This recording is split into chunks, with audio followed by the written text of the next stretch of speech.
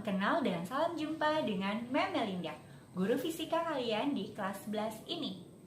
Ada beberapa siswa yang mengatakan fisika itu adalah pelajaran yang sangat sulit. Menurut Mem, untuk belajar fisika, kita harus benar-benar memahami konsepnya dan belajar untuk menganalisa dan menyelesaikan banyak latihan soal. Mari kita belajar fisika bersama-sama supaya pelajaran fisika terasa menyenangkan. Oke, sekarang kita akan masuk di materi fisika bab 1, yaitu dinamika rotasi dan keseimbangan benda tegar. Di sini ada dua bagian, dinamika rotasi dan keseimbangan benda tegar. Yang pertama, kita belajar dulu tentang dinamika rotasi. Sebelum masuk ke pengertian dinamika rotasi, di fisika ada beberapa cabang ilmu. Salah satunya adalah mekanika. Mekanika itu adalah cabang ilmu fisika yang mempelajari tentang gerak. Nah, mekanika terbagi dua, yaitu kinematika dengan dinamika. Kinematika adalah ilmu fisika yang mempelajari gerak tanpa mempelajari penyebabnya. Ini pernah kalian pelajari di kelas 10 tentang kecepatan benda, percepatan, posisi benda, dan lain-lain. Itu yang dinamakan kinematika. Nah, kalau dinamika itu adalah ilmu fisika yang mempelajari gerak dengan mempelajari penyebabnya. Jadi, dinamika itu ilmu fisika mempelajari mengapa benda bisa bergerak. Kalau misalkan di gerak lurus atau istilahnya gerak translasi, kenapa benda bisa bergerak? Karena kita memberikan gaya pada benda, maka benda bisa bergerak lurus, seperti itu. Nah, jadi ada gerak translasi, itu istilah untuk gerak lurus, dan rotasi itu adalah gerak melingkar. Jadi, apa yang dimaksud dengan dinamika rotasi? Dinamika rotasi adalah ilmu fisika yang mempelajari penyebab benda bergerak melingkar. Jadi, pada dinamika rotasi kita akan mempelajari kenapa benda bisa bergerak melingkar atau mengapa benda bisa berputar. Nah, sekarang kita belajar mengapa benda bisa bergerak rotasi. Kalau di gerak lurus atau translasi, kenapa benda bisa bergerak lurus? Karena benda bisa bergerak lurus jika kita memberikan gaya. Jadi karena ada gaya, maka benda bisa bergerak lurus. Sekarang, mengapa benda bisa bergerak rotasi? Benda bisa bergerak rotasi atau berputar karena ada yang namanya momen gaya. Jadi saat ini kita belajar momen gaya atau torsi. Momen gaya atau torsi ini adalah kecenderungan gaya dalam memutar suatu objek atau suatu benda. Secara matematis, momen gaya atau torsi itu dirumuskan dengan ini. Jadi lambangnya adalah tau, ya, tau sama dengan F dikali dengan G.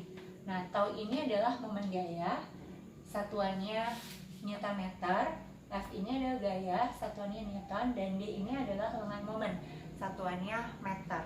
Nah, gaya dengan lengan momen ini harus tegak lurus.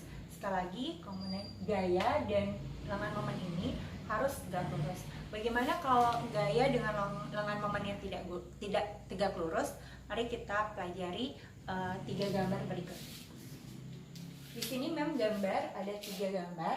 Yang pertama di sini ada batang, baru diberikan gaya F dengan tegak lurus dengan lengan momennya. Jadi ini adalah lengan momennya.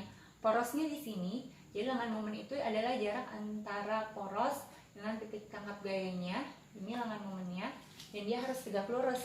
Karena ini sudah tegak lurus, maka momen gayanya tau itu ditulis dengan F kali D. Jadi kalau di sini tinggal tulis torsinya sama dengan F kali D lengan momennya. Sekarang yang gambar kedua. Gambar kedua ini diberikan pada tongkat ini dengan porosnya di sini diberikan gaya, tapi gayanya tidak tegak lurus membentuk sudut theta seperti ini.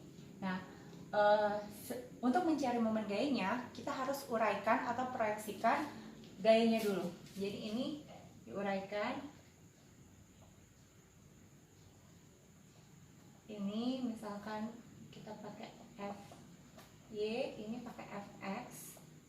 Ya. Nah, komponen gayanya itu harus yang tegak lurus dengan lengan momennya. Sekali lagi, komponen gaya kita harus pakai yang tegak lurus dengan lengan momennya.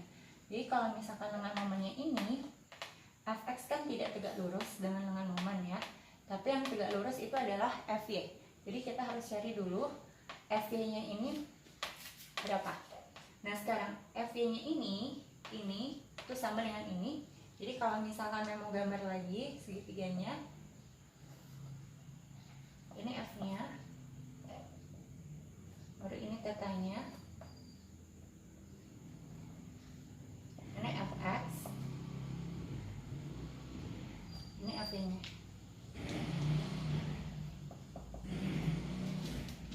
Jadi ini Fx-nya yang ini F-nya, ini tetanya.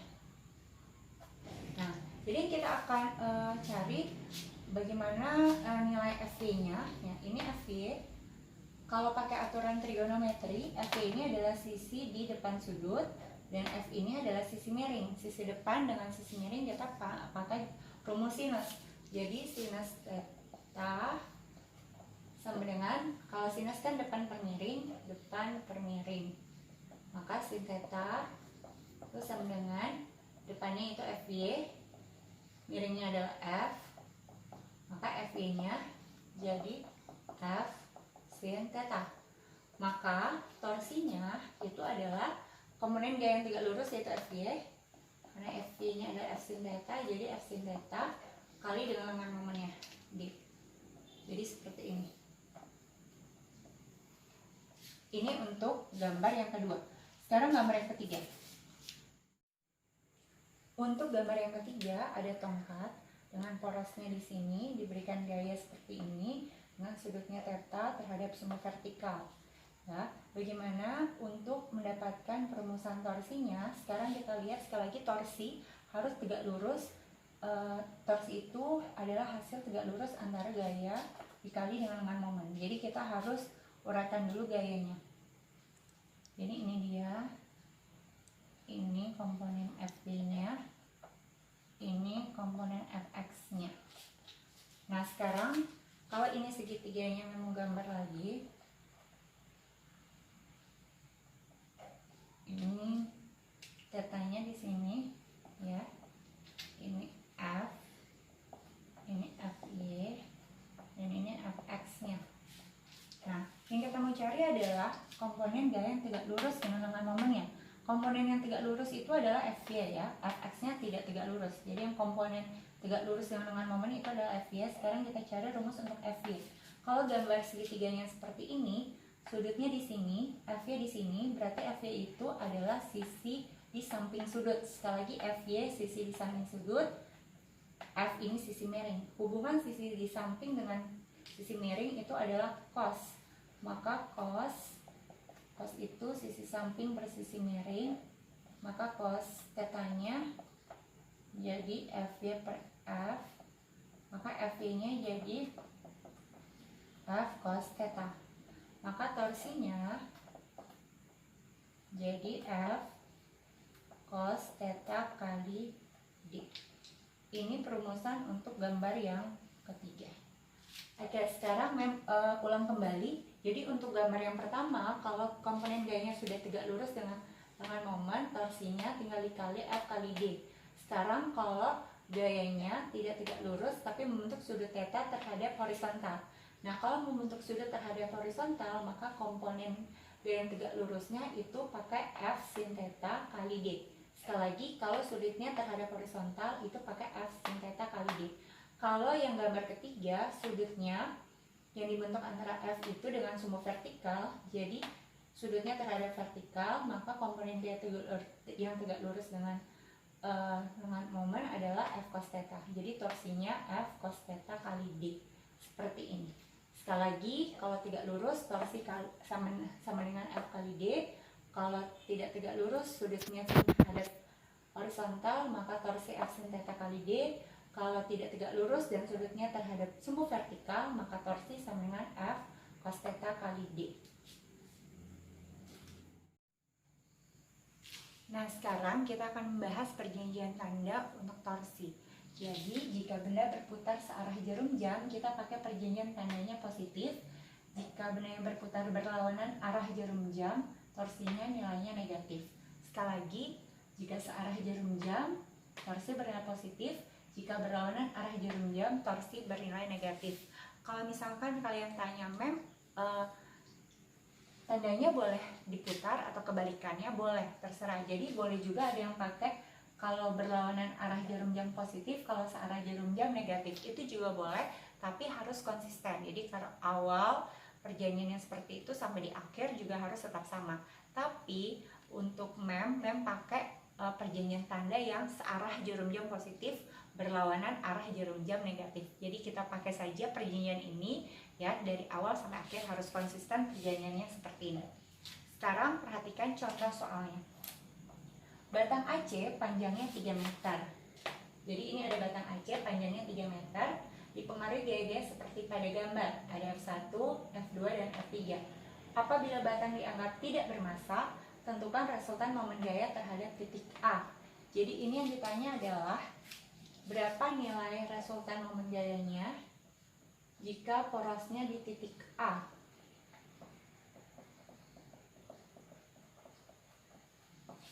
Sekarang pada batang ini dipengaruhi 3 gaya, ada F1, F2, dan F3. Nah, porosnya adalah di titik A. Untuk F1, titik tangkap gayanya itu ada di poros. Kalau misalkan titik tangkap gayanya itu ada di poros, maka lengan momennya itu sama dengan 0. Sekali lagi untuk F1 yang gayanya nilainya 10 Newton, sudutnya 37 derajat ini, lengan momennya adalah 0. Kenapa 0? Karena antara titik tangkap gaya dengan poros itu berimpit, maka tidak ada lengan momennya. Nah, kalau tidak ada lengan momennya, maka torsinya itu bernilai 0. Jadi torsi yang diakibatkan oleh F1 itu sama dengan 0. Dengan kata lain, kalau lengan momennya 0 atau gayanya berimpit dengan porosnya, maka tidak akan menghasilkan torsi atau benda tidak akan berputar. Sekarang untuk F2. F2-nya 20 Newton. Ini sudutnya terhadap lengan momennya 53 terhadap horizontalnya. Sekarang lihat lengan momennya berapa. Ini titik C, porosnya di A, maka lengan momennya yang jarak dari C ke A. Jarak dari C ke A itu 3 meter, maka lengan momennya 3 meter. Ini tetanya 53 derajat. Baru selanjutnya untuk torsi yang diakibatkan oleh F3. Maaf ini salah, ini F3, harusnya F3-nya 10 Newton. Sekarang lengan momennya dari F3 ke poros A itu jaraknya adalah 2 meter. Ini 1 meter tambah 1 meter. Jadi lengan momennya itu adalah 2 meter. Sekarang kita cari berapa nilai torsi yang porosnya di titik A. Nah, sekarang jadi torsi di poros A itu hanya dipengaruhi oleh F2 dengan F3. Kenapa F1 tidak mempengaruhi? Karena F1 lengan momennya 0, maka torsinya 0. Jadi torsi di A itu hanya dipengaruhi oleh F2 dan F3. Sekarang kita lihat arahnya. Jadi kalau porosnya di sini, F2-nya di sini, itu putarnya harus putar ke sudut terkecil. Jadi kan ini ada cara putar yang pertama begini, atau putar yang kedua itu begini. Ya, jadi kita pakai cara yang berputar pertama yang yang putarnya sudah terkecil atau yang ke paling dekat. Jadi paling dekat begini, dia putarnya begini. Kalau begini kan berlawanan arah jarum jam. Maka kalau berlawanan arah jarum jam, torsinya negatif. Ini negatif torsi 2. Baru selanjutnya torsi 3. Nah, kalau torsi 3 kan seperti ini. Nah, kita putarnya ini tegak lurus. Maka diputarnya begini. Putar ke yang paling dekat. Jadi bukan putar. Jadi putarnya harus seperti ini ya. Bukan seperti ini. Jadi putarnya begini yang paling dekat. Nah, kalau putar begini berarti searah jarum jam. Kalau searah jarum jam berarti ini seperti itu. Sekali lagi, ini torsi 2 putarnya begini, berlawanan arah jarum jam. Kalau torsi 3 putarnya begini, searah jarum jam. Ke sudut yang paling dekat ya. Sudah, setelah itu untuk torsi 2, sudutnya membentuk gayanya membentuk sudut 53 derajat terhadap horizontal. Tadi Mbak bilang kalau terhadap horizontal maka kita pakai sin. Jadi ini sin 53 derajat kali di 2 baru tambah Torsi 3-nya karena ini sudah tegak lurus, maka jadi F3 kali D3. Maka negatif F2-nya 20. Sin 53 itu adalah 0,8 ya, yang belum tahu dihafal. Ini D2, D2-nya 3, baru tambah F3-nya 10, D3-nya 2. Negatif 20 kali 0,8 berapa? Negatif 16. Negatif 16 kali 3 itu negatif 48, baru tambah 10 kali 20. Maka torsi di poros A itu sama dengan negatif 28 Nm. Itu sama juga dengan 28 Nm. Karena negatif tadi perjanjiannya adalah berlawanan arah jarum jam, maka ini 28 Nm berlawanan arah jarum jam. Nah, sekarang kita masuk ke bagian yang kedua, yaitu momen inersia. Inersia adalah ukuran suatu benda untuk mempertahankan kedudukannya, atau istilah lainnya adalah kelembaman. Jadi, apa yang dimaksud dengan momen inersia? Momen inersia adalah kecenderungan suatu benda untuk mempertahankan kecepatan sudutnya saat berotasi. Sekarang kita masuk ke bagian yang pertama, yaitu momen inersia suatu partikel. Secara matematis ditulis dengan I sama dengan M kali R kuadrat. Dengan M itu adalah massa partikel, satuannya kilogram, R jarak partikel ke poros, satuannya meter, I adalah momen inersia, satuannya kilogram meter kuadrat. Jika ada lebih dari satu partikel, maka I-nya ditulis dengan sigma M kali R kuadrat. Jadi kalau misalkan ada 3 partikel, maka momen inersianya jadi M1 kali R1 kuadrat tambah M2 kali R2 kuadrat tambah M3 kali R3 kuadrat. Kalau ada 5 partikel, ditambah sampai M5 kali R5 kuadrat, seperti itu. Dan perlu kalian ingat, momen inersia benda, jadi kalau misalkan momen inersia bendanya itu besar, maka bendanya itu akan sukar untuk berputar. Dan sebaliknya, kalau momen inersianya kecil, maka benda akan mudah untuk berputar. Sekali lagi, kalau momen inersianya besar, maka benda akan sukar untuk berputar. Kalau momen inersianya kecil, benda akan lebih mudah untuk berputar.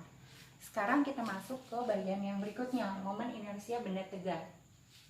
Benda tegar adalah benda yang tidak akan mengalami perubahan bentuk walaupun diberikan gaya luar. Ada 6 jenis benda tegar yang akan menjelaskan di sini. Yang pertama, batang silinder dengan porosnya di pusat. Jadi kalau batang silinder dengan panjangnya L, porosnya di pusat batang, maka momen inersianya 1/12 ml kuadrat. Dengan M itu adalah massa, L itu adalah panjang batang.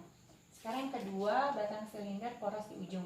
Jadi kalau misalkan batang silinder porosnya di ujung, maka momen inersianya I sama dengan 1/3 ml kuadrat. Kalau silinder pejal, contohnya itu katrol, I itu rumusnya 1/2 mr kuadrat, dengan R itu jari-jarinya.